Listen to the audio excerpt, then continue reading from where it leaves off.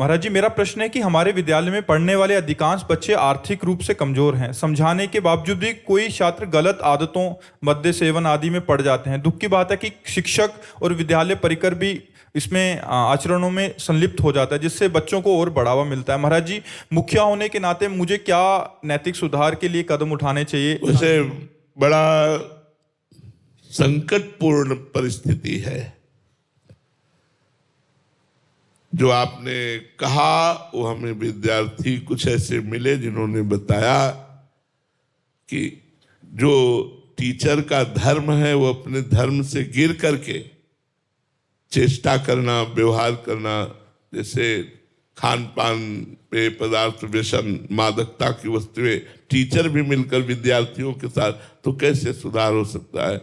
आज हमारे नए बच्चों में नशा और व्यभिचार प्रवृत्ति, ये दो बातें अधिक बढ़ रही हैं।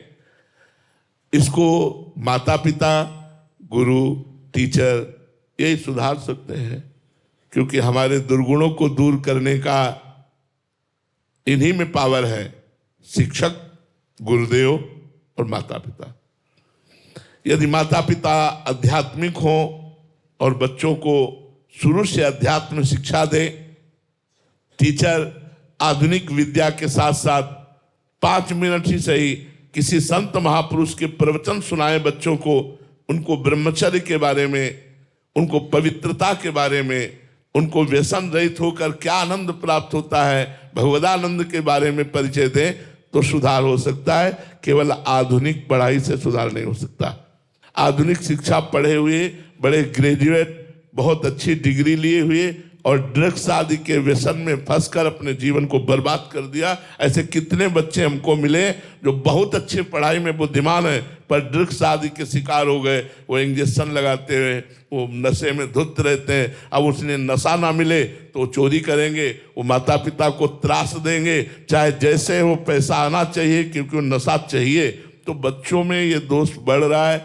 हम तो केवल प्रार्थना ही कर सकते हैं कि आप लोग गुरु हो, आप टीचर हो, माता पिता भी सहयोग करें और आप भी सहयोग करें। आप अपनी सीमा में रह करके धर्मपूर्वक यदि बच्चों को उपदेश करें, उनको आधुनिक और आध्यात्मिक दोनों शिक्षाएं प्रदान करें।